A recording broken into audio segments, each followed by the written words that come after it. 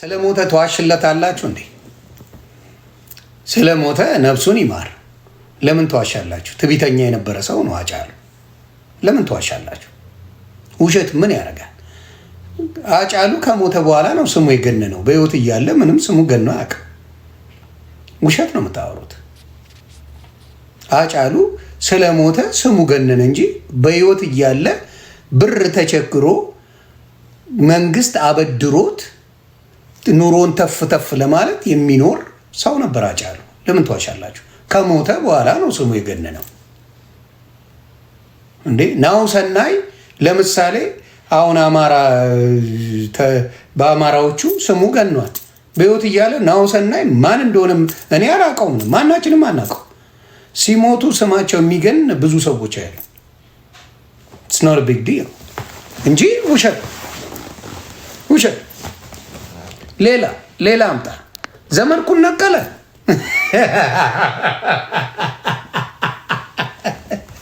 ዘመድኩን እኮ ለመጀመሪያ ጊዜ ሙስሊሞች ቀርጥፈው ሊበሉት ሲሉ ቀርጥፈውት ሙስሊሞች ሊቀረጥፉት ሲሉ ያውም ጽፎባቸው ጌታ ምስክሬ ራሱ ነው የጻፈው።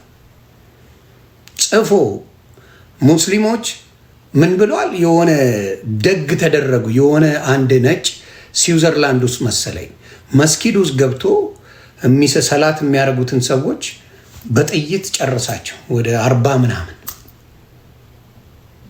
ከዛ እንኳን ደግ አረገ ምናምን ብሎ ጻፈውና ወዲያው አጠፋ። እነሱ ስክሪንሻት አድርገው ያዙት። ስለዚህ የሰውዬ ጠላት ነው ብለው ሲመጡ እኔ ደግሞ ኢትዮጵያ ላይ ግርግር እንዳይፈጠር በሚል ለመጀመሪያ ጊዜ በቪዲዮ ገብቶ ያወራው እኔ ፔጅ ላይ ነው። ለመጀመሪያ ጊዜ ያተረፍኩት እኔ ነኝ፣ ዘመድኩን እንጂ ሙስሊሞች አሁንም ድረስ የሚጠሉት ሰው ብታመጡ ሙስሊም የተባለ እኔ እናገራለሁ፣ ተናግሬያለሁ። ሙስሊምን ከፍላቸው አይጠሉኝም። ለምን? ሙስሊም ልብ ያያል። የሚገርም እሱ ነው። ሙስሊሞች ልብ የሚያዩ ሰዎች ናቸው። አብዛኛው ሙስሊም ነው የሆነ ማኛ ምላስ እንጂ ልቡ መልካም ነው ይላሉ። ግባና የሙስሊም ጌታ ምስክሬ ግባና ጠይቅ። አብዛኛው ሙስሊም የሆነ ማኛ ልቡ ክፋት የለውም፣ ሀቅ አለው ይለዋል። ሀቂቃ ይናገራል ነው የሚሉ። ግባና ጠይቅ ሙስሊም የተባለ። ሌላ አምጣ። ዝሆኔን ተናገርካት። እኔ ማኛው እኔ ባልኖርማ አቃጥላ ትደፋችሁ ነበር። እኔማ እንደ ስፔር ፓርት ገነጣጥ እያመጣውላችሁ እድሜ ለኔ በሉ፣ አመስግኑኝ።